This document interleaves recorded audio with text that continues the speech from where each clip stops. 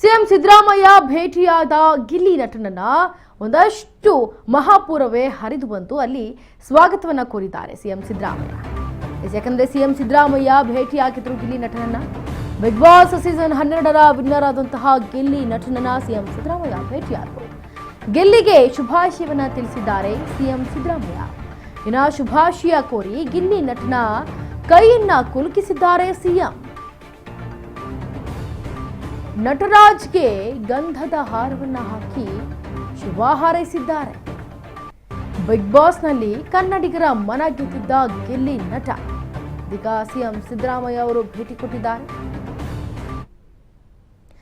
Big Boss season 12ರ winner ಆದಂತಹ ಗಿಲ್ಲಿ ನಟನಿಗೆ ಒಂದಷ್ಟು ಜನ ಭಾರತದಲ್ಲಿ ಇರುವಂಥವರಲ್ಲ, ಹೊರದೇಶದಿಂದಲೂ ಕೂಡ ಮಹಾಪೂರ ಹರಿದು ಬರ್ತಾ ಇತ್ತು, ಶುಭಾಶಯದ ಮಹಾಪೂರಗಳು. ಈಗ ಸಿಎಂ ಸಿದ್ದರಾಮಯ್ಯ ಅವರು ಕೂಡ ಭೇಟಿಯಾಗಿದ್ದಾರೆ ಗಿಲ್ಲಿ ಅವರನ್ನ.